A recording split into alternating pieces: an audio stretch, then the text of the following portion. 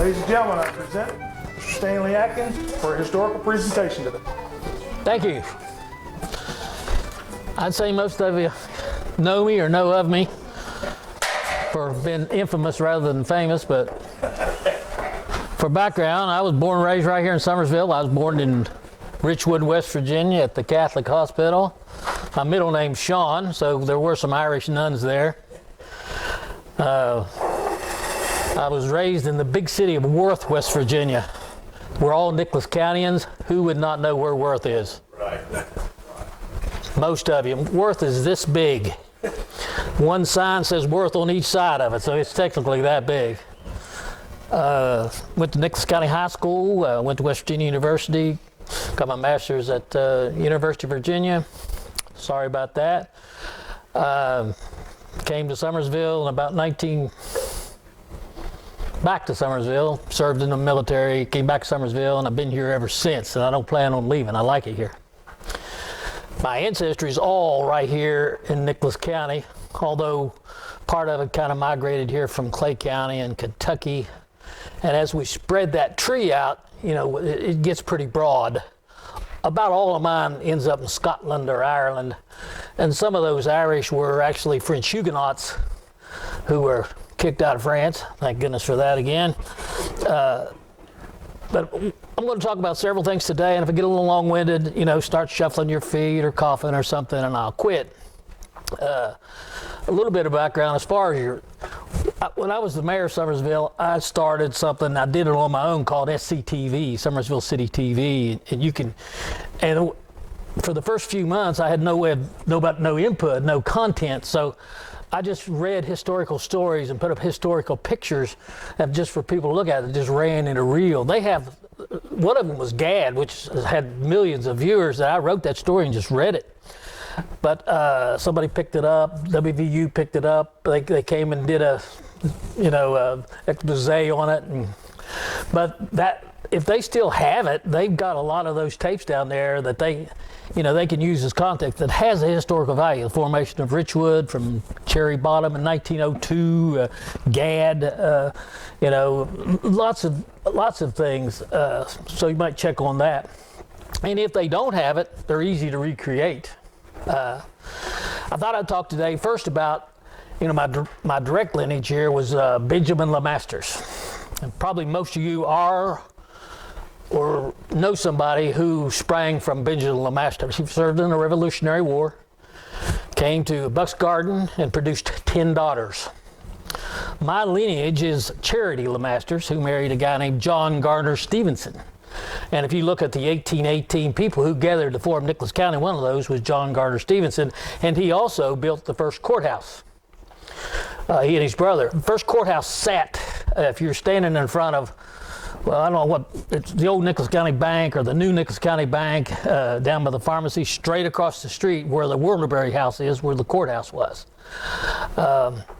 If you remember, if you go way back, Dunlop and Margaret Brady owned that at one time and built the Colonial Park Shopping Center there. Well, where that's built was the original courthouse.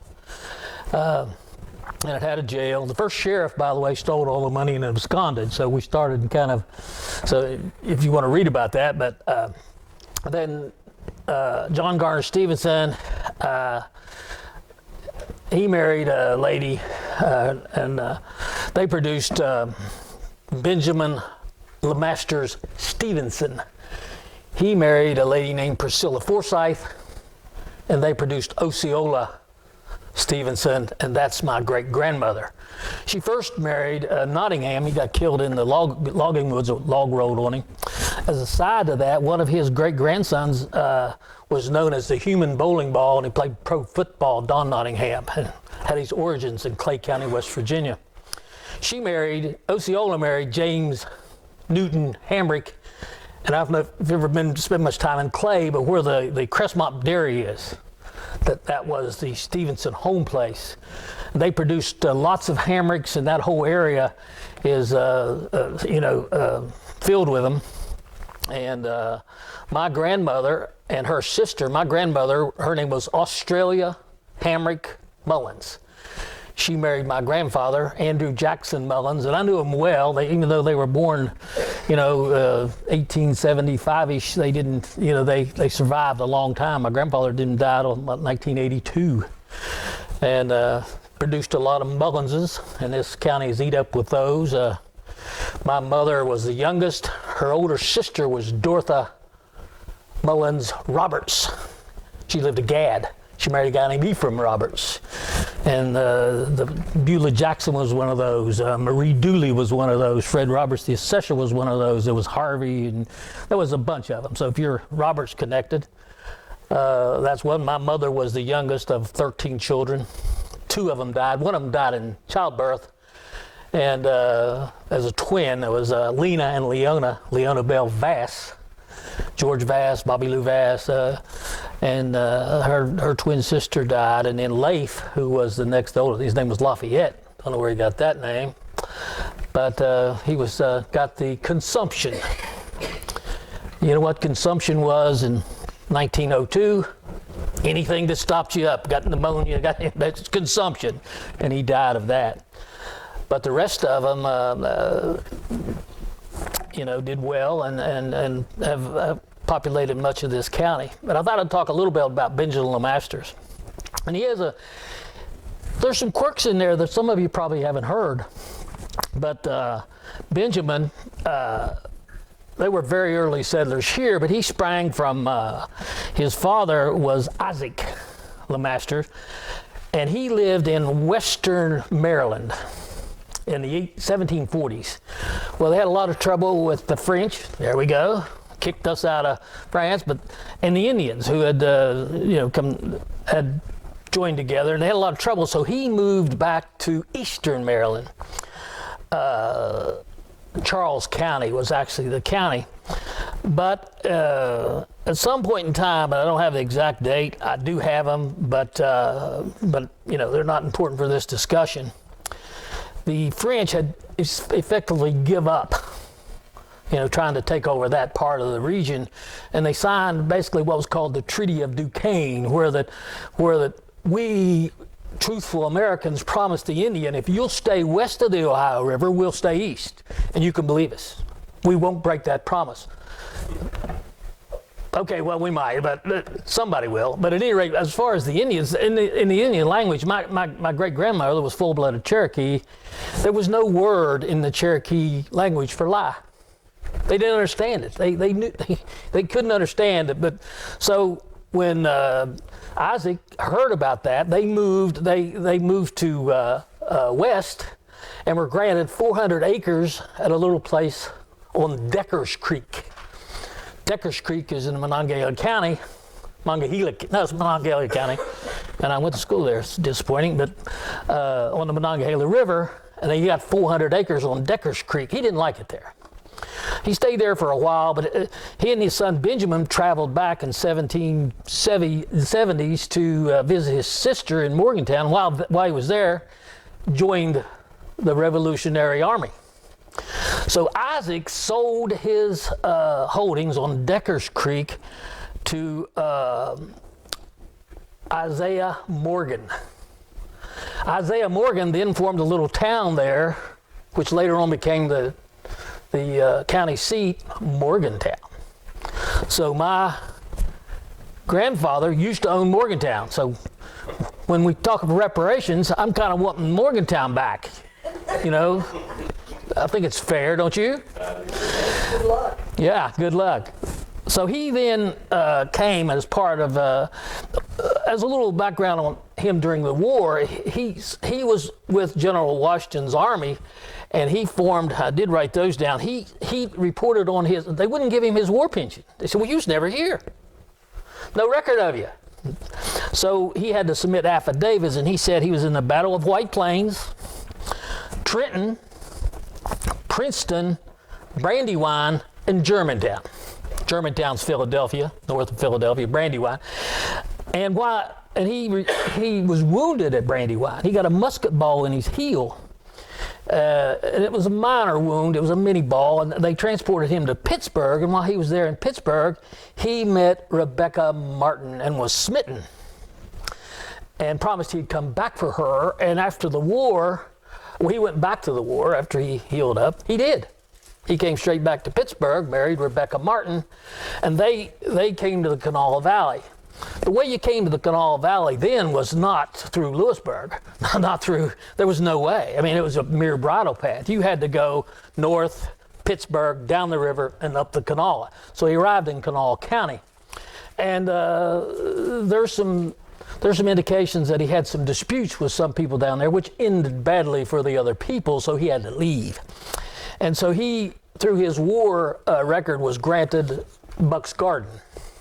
And he came there, and he and Rebecca had 10 daughters. So the name disappeared. But those names, of which most of you will probably associate with names here in this county, Elizabeth married James Robinson. The Robinson name is very famous in this community and was one of the original families. Mary, the second oldest, and Nancy both married Boggses. If you're familiar at all with Burke's River, if you go toward Cowan, Boggs, yeah. They were Boggses, and they had sawmills over there and so they married Boggses. Agnes married a Frame and was immediately cast out of the family for marrying a Frame. No, it's not true. That was a Birch River family. Jane married a Boggs, another Boggs. And they drifted toward Braxton County, and one of the lady who does a lot of historical stuff over there is Mrs. Boggs. I can't think of her first name, but she's very famous. Charity was the next, and she married John Garner Stevenson. And John Garner Stevenson was a captain in the Civil War, and in those days, here, we didn't really care if we was north or south. We were just Western Virginia. We had no slaves. We had no dog in that fight. It was all about money. So they formed local guards to, they were called home guards to protect your community, because when them damn Yankees would come, they'd, steal your dog, steal your cow, kill your pig, raid your shell. When the Confederates come, they would have dinner for you, cut a little wood for you. They were nice people. So my grandfather decided he would be a Confederate, my great-grandfather. But he was in the local home guard, and the local home guard here that was Southern connected was the Clay County Rifles. Clay County, and the commander, that was John Garner Stevenson, Captain John Garner. Over here in Nichols County, it was a Halstead. And he didn't like captain, I think he called himself colonel. But I'm not even sure what the name of their group is. I do know, but it's left me as lots of things. But John Garner Stevenson was very famous and one of the original founders of this county. It's true. Hamiltons were too. The next one married Joseph Rader. And if you know anything about Buck's Garden, one side's Raiders, one side was LeMaster's, and the name has disappeared. And Anna Mae Rader, sprang from that bunch as Dan. And another one married a Given. Know nothing about them. Kizzy married Abraham Campbell. Very famous name in this community back in those days. The original settlers that came here from Virginia to settle the Kanawha Valley were Campbells. And they came across land with wagons, and they beat a trail across land from Bath County, Virginia, and they built a fort at Campbell's Creek to raise their family and to put a Virginia presence here in the state. And guess what happened? Stroud's Creek, bigger. Indians burned it down, killed them all. Yep, the second family they sent, the Morris family. They built their fort, what is now known as Morris Street. There we go. But Morris Streets, they were typical West Virginians. They knew better to bring a knife to a gunfight. They brought lots of people, lots of arms. They built a nice big old fort, and they said, okay, you want to shoot a couple of arrows? Come on over here. We'll teach you a few lessons. And they did. And they stayed there. And one of those Morrises, they needed meat, food. Nichols County was highly populated with elk, bear, not just deer, elk. So he come here to hunt. And what we'll discuss in a minute, or briefly, will be the Morris Massacre, because We're famous for that. Since 2 little girls died, 2 little red-headed girls. The last one married another Raider. He was John McClung Raider. McClung was another very famous, Jehu McClung, very famous family here.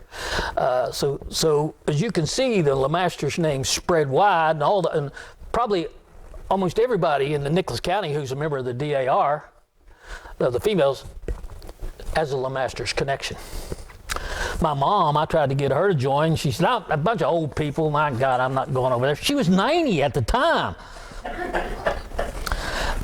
So, I don't know anything about it, but that's my background as far as the LeMasters goes. And I have a book, if anybody gets interested in it, that I did not write, but somebody did, and I forget who, but talks about Benjamin LeMasters, and he's buried down there in Bucks Garden, buried right there on the home place. Yeah, I have you. Is anybody here tracer in a lineage to the LeMasters? You do? Oh, okay. Well, welcome, cousins. We're probably all cousins. There's only 3 degrees of separation here in the county, if that. I did want to also just mention a little more about the Stevensons. It's PHE in Stevenson, and you talked about the crowd here, and we formed this thing, and I can tell you exactly how many and who was at the first meeting. That was 4.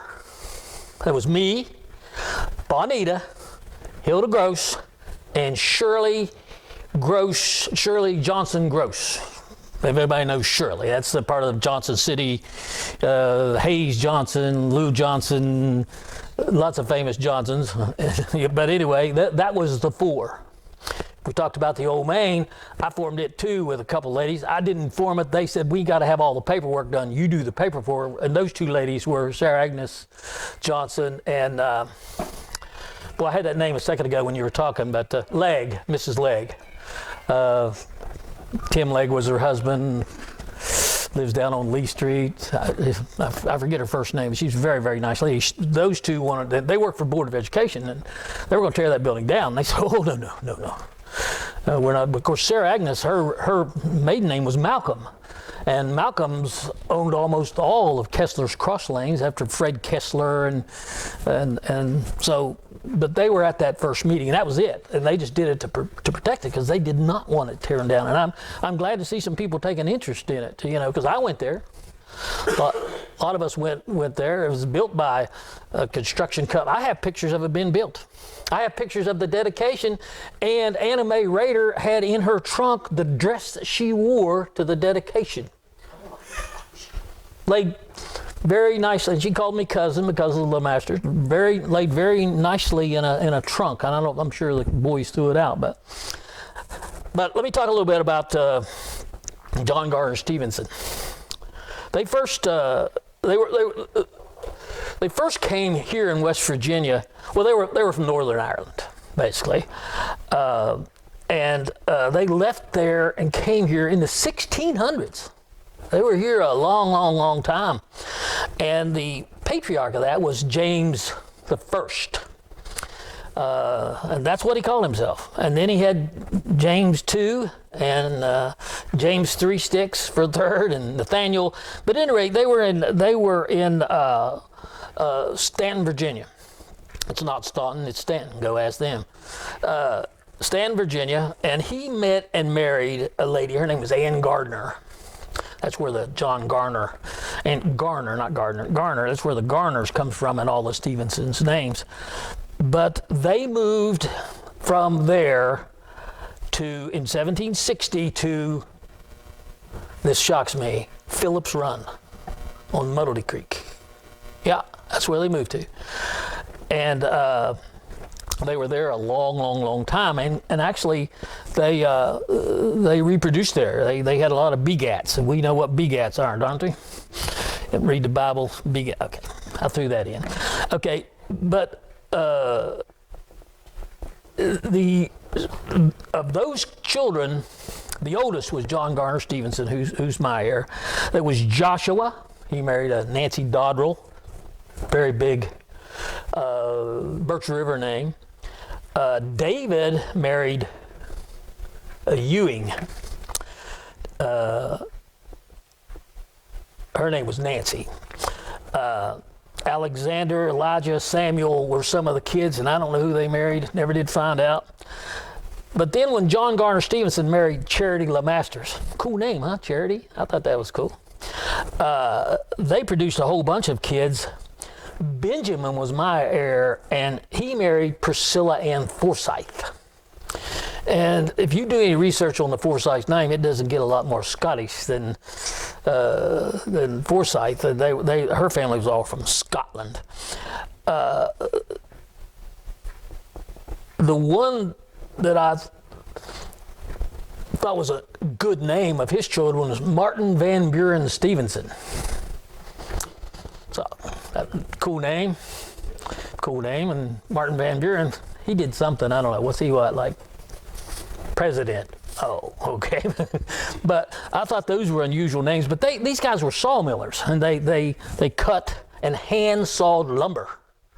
And so most of the buildings around here, including all of Summersville, until 1862 or 61, Rock knows, I don't, when it was burned to the ground, every building in Summersville was burned to the ground. Everyone was burned to the ground, was built with Stevenson lumber that came sawed on Phillips Run.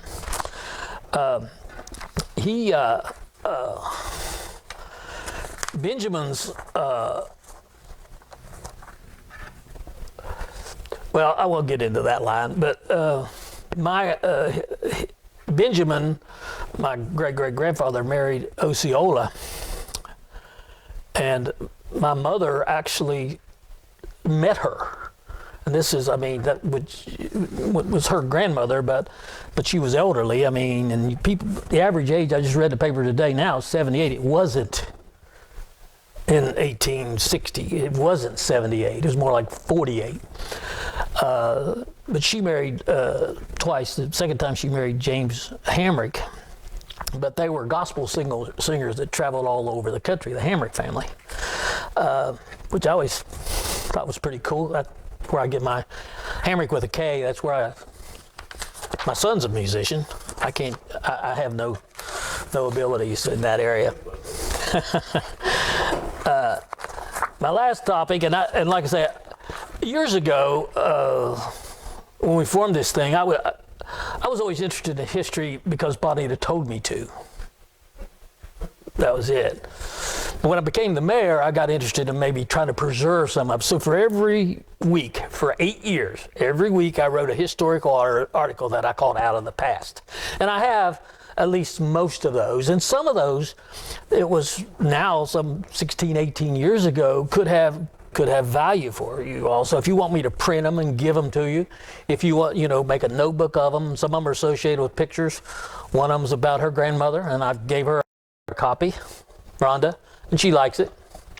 I plagiarized it from some of her relatives, which I didn't plagiarize it, but I use it. But the one family that no longer exists here, like the LeMasters name, a very, very famous Nicholas County name. And I would be willing to bet that when I mention this name, nobody in here will know who they are, where they lived, or what they're famous for. Does anybody know the Dooling family? D-U-L-I-N-G. Doolings. Nope, well, I didn't either. But Dooling, D-U-L-I-N-G, the Dooling family, all right? All righty, well, good. Just as you go up a hill, Buck's Garden on the left. Yeah, well, avoid that graveyard then. There was a lady, I used to do her taxes, and she would came to me, and she was elderly in her 90s. She did push-ups, sit-up, dance stuff. She was in her 90s, and she was the most wonderful person. Her name was Pearl Johnson. Has anybody ever met Pearl Johnson? Pearl Bale Johnson? Tell me that she wasn't one of the finest people in the world. She just amazed me. Huh? No question. But one of the things that I shared with her was the class register from her school where she was in the 3rd grade, and on that register was about 8 Doolings. Don't hear that name anymore. Okay, so did some research, and I'm gonna share this with you, and some of you probably already know what I'm about to share, but it amazed me, and I'm gonna read some of it because some of it I've forgotten. But it was October the 12th, 1934. Nobody in this room was born then. If you are, don't admit it. It was a beautiful fall evening, and a squad car driven by Deputy Sheriff Jeff Richards was taking his time, motoring his car along the Twisted Mountains, going from Roanoke to Rocky Mount. And in his car was a prisoner, a black man, a Negro. Okay to say in those days. And his name was Asa Johnson. Asa was transporting him to the jail over in Rocky Mount. It was very late at night and there was no traffic. And as Richard rolled down the road, he could see a car coming up several hundred yards behind him, even as much as a half mile, and he could see it approaching, and it was flashing its light. And he didn't really know what was going on. And so he slowed his car a little bit.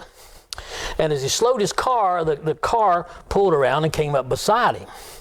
And he didn't roll his window down, but as he looked over, a double-barrel shotgun poked out of the passenger window and exploded. Shot him in the face, shot him in the side. He was trying to stop, and the car would match his speed. Finally, he came to a stop. Another shot went off, and Richard was covered in blood. And the driver of the other car apparently didn't think 2 shotgun blasts were enough. He got out with a Thompson submachine gun and filled him with lead. Asa Johnson, afraid, knew he wasn't the target, but he ran. It was unfortunate because he was filled with lead immediately as well. And so both of them fell dead. The first one to the scene was a local deputy who just happened to live close by. His name was F.A. Beckett. And he arrived, and soon the place was crawling with police. And they roadblocked everywhere in that county and found no one. No one left the county. So they knew that the murderer was right there in the county, or they suspected. And it became an unsolved crime. Went on for several years. The year 1934, for those of us who drink, know that 1934 was the end of Prohibition.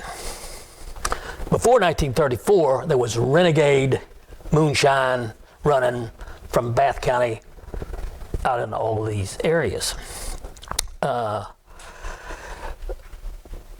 So as time went on, they just everybody was on about the Prohibition stuff.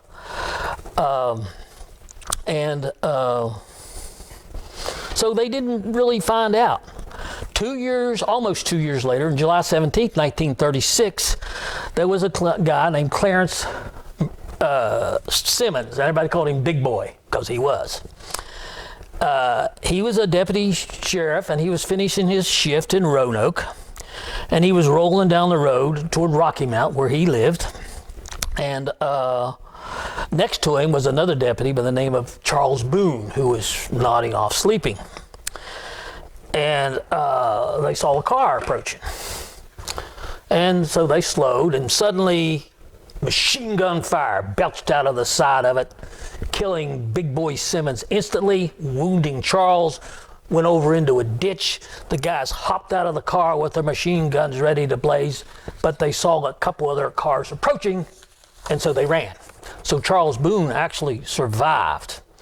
In less than an hour, every route within 50 miles of Roanoke was blocked. And they found no one. They found no one. So it became an unsolved crime.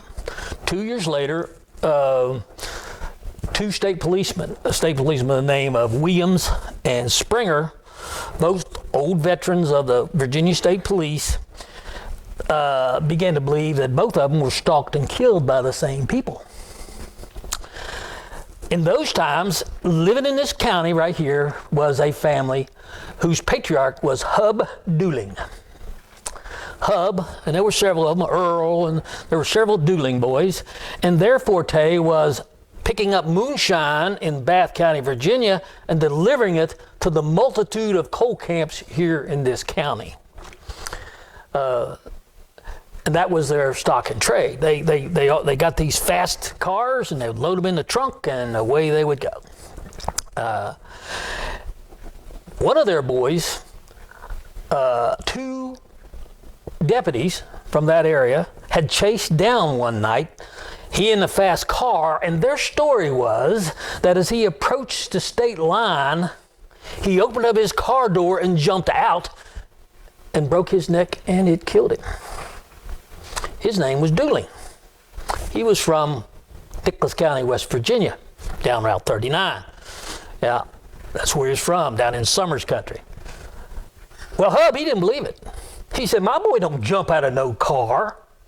What you boys did is stop him and take your billy sticks and beat him to death. That's what you did. Guess what those two deputies' names were?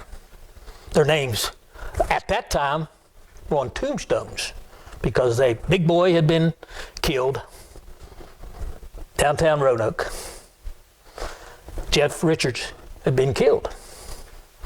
They began to think that was all connected.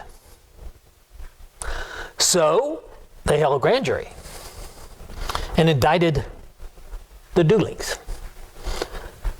Virginia State Police came to the Virginia line. West Virginia Police came to down Route 39, as we call it today, and they arrested the Dooling family, all the males. They didn't know which one of them. We'll just sort it out later, including Hub, the patriarch, who, by the way, had served in World War I, and he was a pilot of a biplane and had one. They began to suspect maybe Hub flew over there, landed his plane in some field, they hid the car, and that's why the roadblocks never worked, because Hub loaded his boys up and flew out of there, because he wanted vengeance for them beating his son to death, and he got it. They took him to Beckley, and a whole parade of people went from down 39 with them, including everybody who'd married into the Doolings, so they then had a caravan. They was afraid it was going to have a lynching caravan, and caravan them over to the edge of Virginia, Jerry's Run, and turned them over to the Virginia State Police, and took them over to have a trial. About that time, there was some very serious trials going on. One was a famous son of Virginia's favorite son. His name was Carter Lee. We can kind of imagine who his grandfather was. Robert E. Very famous. But he was also involved in the illegal whiskey trade. And they had arrested Carter Lee and almost all of the county officials in about 3 counties. Because as it turned out, they were all involved in getting kickbacks. So there was some very big dealings going on. And so they had a grand jury and indicted the Dooling boys, 2 of them, which was, well, their names doesn't matter, but they held a trial, and this was later on in the early 40s. One of the boys' wife, a name some of us will know, her name was Madge Dooling. She had a little place here in Summersville, little bar. No, it wasn't Madge's. Down on Arbuckle Road, the Shady Side Rest. Shady Side Rest. I know lots of people who knew Madge Dooling. She had anyway, they convicted the boys and they went to prison, but they only served about 5 or 6 years, and the rumor was they was coming back. Well, Madge had a man down there helping her run the bar. He was a city policeman and a constable. I know he was a big, tall guy, Anybody remember his name? His son graduated from high school and played basketball in 1944. Anybody that old? No, I don't see anybody that old. Bonita knew him. You'll come up with it. But he decided he better leave town before Earl came back, because he was not happy. So basically he didn't come back. The Dooling family all dispersed. Ones of them who didn't die, who made their eternal life down 39, they all left, went to California, several places. But as it turned out, the Doolings were the largest moonshine distributor of Virginia moonshine in the state of West Virginia. And one of their, I don't know if anybody has ever been to Leslie. Has anybody ever been to Leslie, West Virginia? Between here and, it's between here and Charmco, Leslie. That town was built by a guy named Leslie Nelson, who, New York coal baron, but he formed all these they couldn't get anybody to come there, so he would get blacks. There was a lot of blacks there, so he built them their own village and named it Leslie, and he had their own company store. He got some Asians, and they wouldn't live with the blacks, so he built them another one, and it's called Orient Hill. Yeah, it's still there. That's why it's called there, because they say, "Well, no, we're not living there."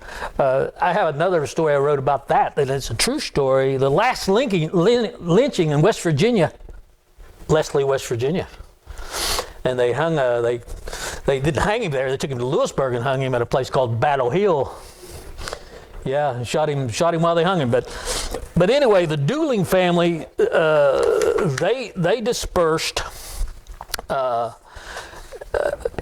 As a matter of fact, while they were on trial, they was on trial 3 times. The first 2 were hung juries. And everybody said it was jury tampering because the Doolings knew a lot of stuff, and Carter Lee and his ilk, which were all convicted of trafficking, they was afraid he might talk. Of course, the Doolings didn't. But Hub and Paul were the 2 that served prison time for that, for the cold-blooded murders of Simmons and Richards. And later on, Earl, the patriarch, told some people that he knew for sure that both of those deputies who had killed his son were dirty. And in fact, were protecting another moonshine distributor to put him out of business. So you can make your own choice about that. But like I said, I brought that in written form so that you could read it, share it, whatever you want to do with it. It's too stiff for toilet paper, but it may start a good fire. One other item I wanted to just briefly mention, and so in summary, I'm a descendant of Benjamin Lemasters, fought in the Revolutionary War. So if those of you who want, you can join the DAR if you want to. As a matter of fact, I told this story one time, and my brother's daughter, her name's Hope, she said, "Well, I can join the DAR." I said, "Yep, you absolutely can." So she called the DAR and said, "Well, we've been looking for you." So they welcome people to the DAR. And she's 21 years old. But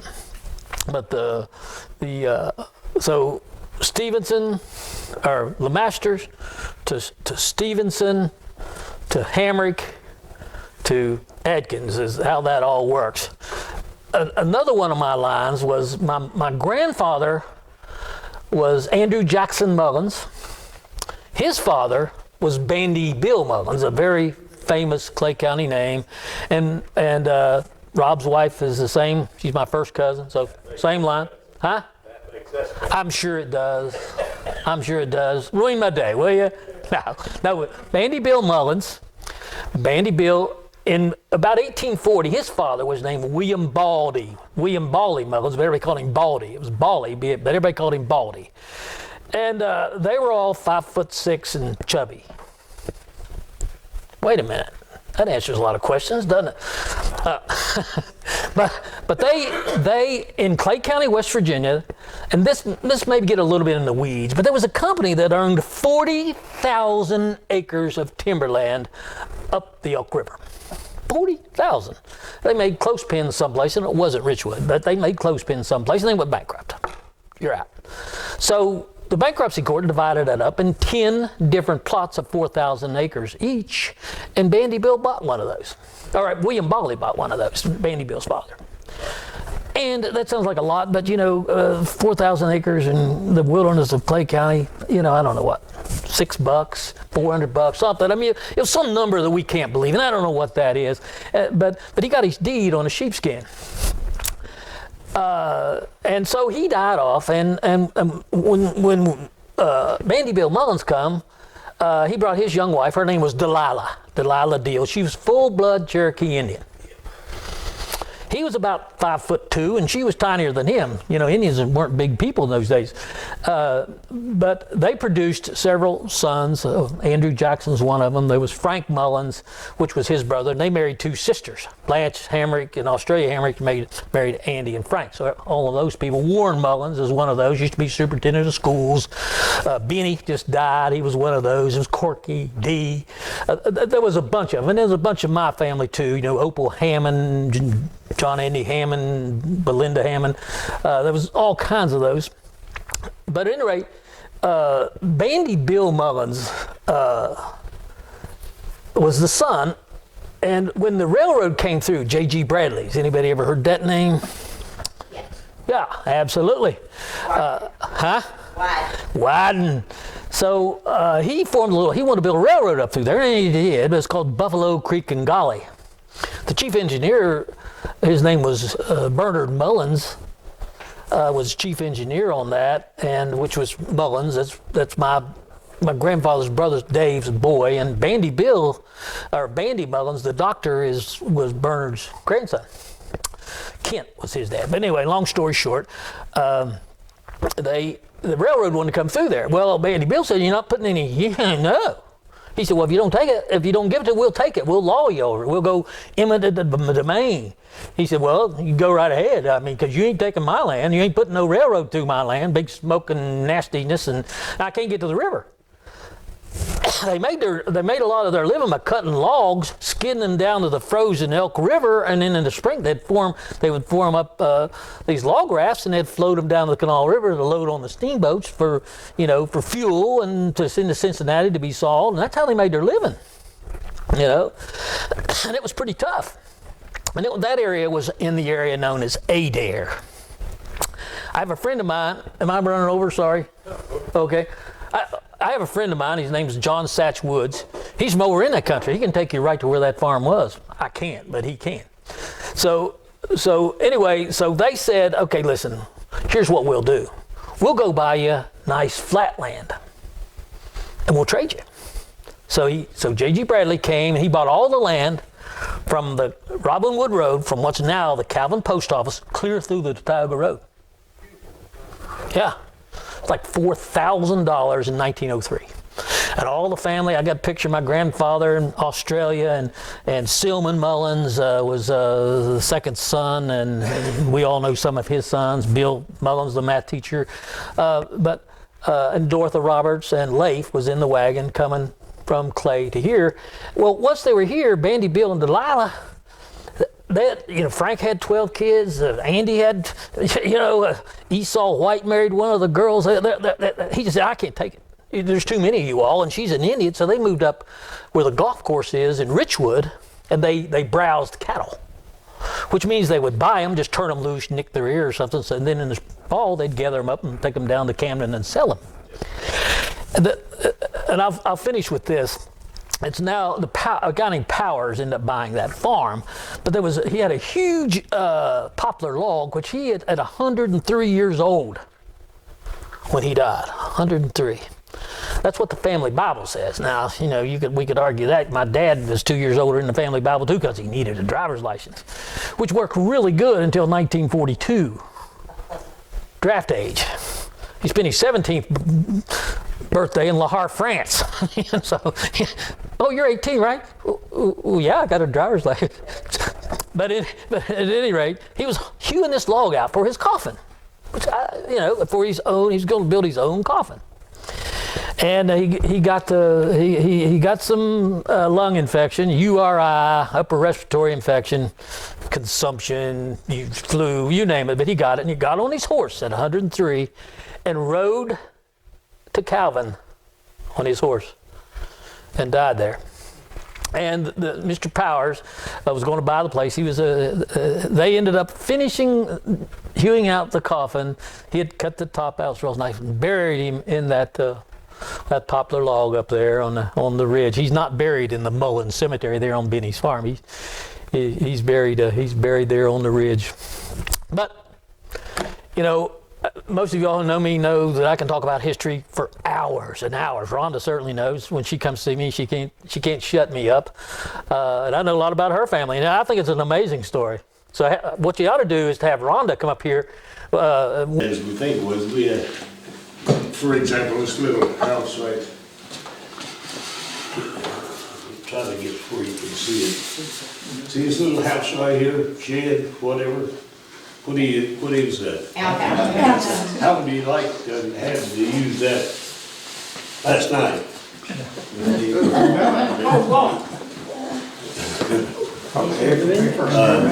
So what do you think made people come across these mountains and walk?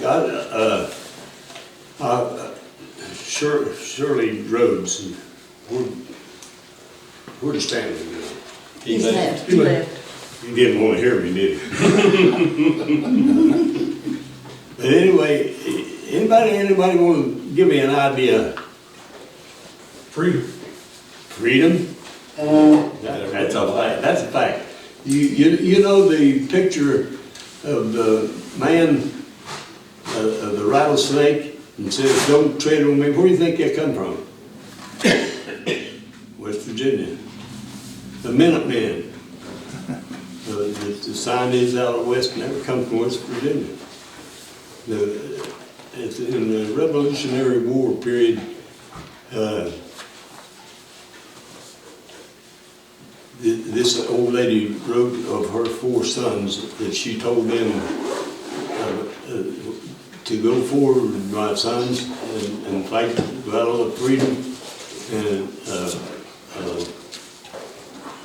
so that's where that comes from. But anyway, I'll do a presentation for you one of these days soon, whenever you get time for me, about why these people left the beautiful valleys of Virginia and came over here. Well, they were running out of land.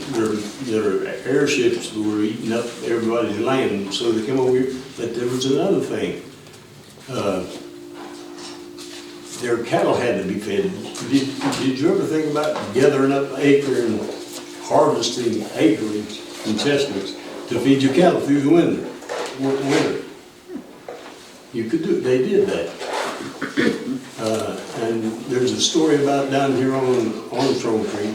I believe it was Armstrong Creek, above Mount Carbon. You up that mountain there, you look up through there, and you can see it now. When vegetation gets a lot thicker, you won't be able to.